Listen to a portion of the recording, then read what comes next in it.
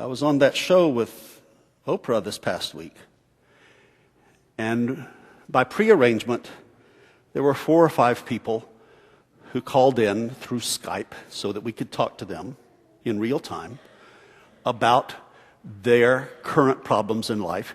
And 2 folks, a brother and a sister of mine and I, our job was to give a spiritual response.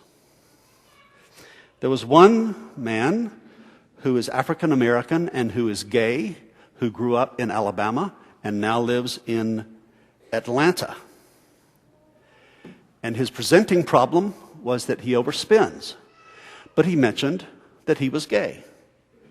My colleagues on the panel gave him the truth that came from their heart, and it occurred to me to say that because the culture is so prejudiced against gay people, particularly where he lives, that it's easy for him to isolate.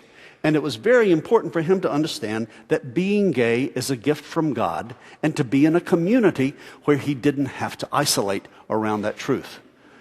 And Oprah Winfrey said, "Well, I never heard a preacher say that on my show."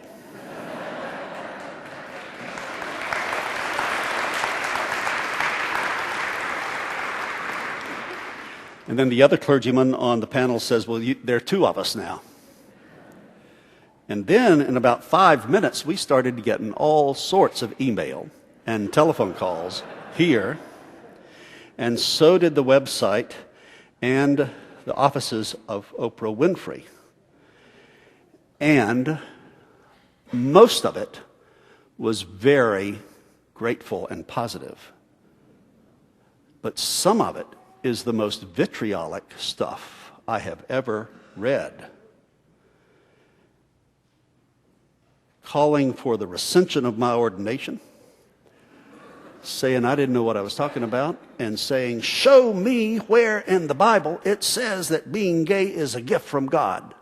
Interestingly enough, and ironically enough, the most mean-spirited email and voicemail that came were from Christians.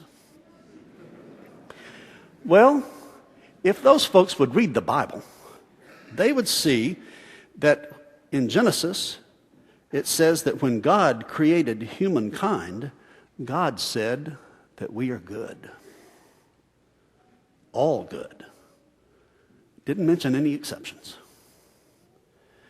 And at the baptism of Jesus, the heavens opened, and God said to Jesus, "You're my beloved, my chosen," and that applies to all of us in our baptism.